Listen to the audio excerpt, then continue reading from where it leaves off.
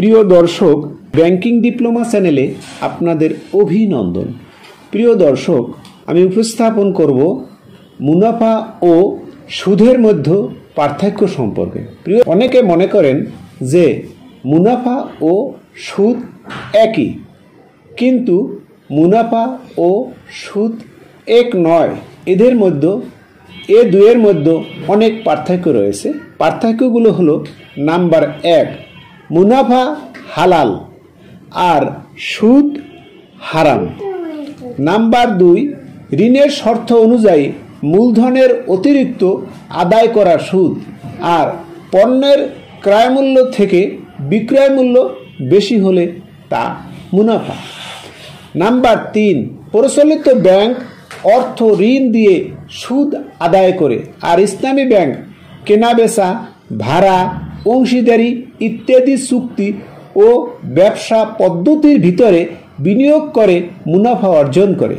ইসলামী ব্যাংকের প্রতিটি লেনদেনে কোনো না কোনোভাবে প্রকৃত সম্পদ বা সেবার উৎপাদন কিংবা বিনিময় হয়।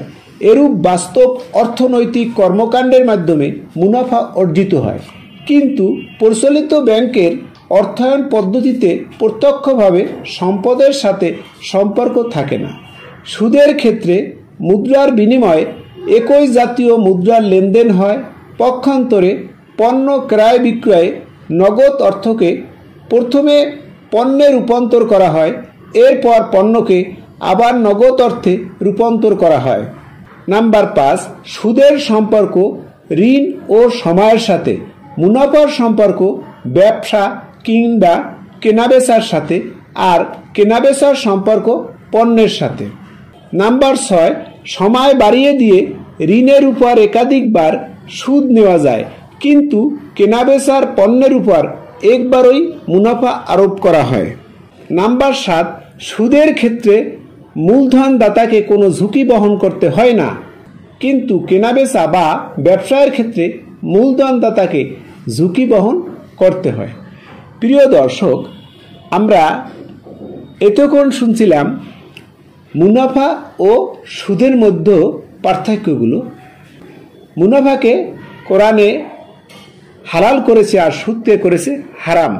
তাই আমরা মুনাফা এবং সুদ বুঝে আমাদের অর্থনৈতিক এবং ব্যাংকিং লেনদেন কার্যক্রম পরিচালনা করব। প্রিয় দর্শক, এতক্ষণ ভিডিওটি দেখার জন্য আপনাদের সকলকে ধন্যবাদ।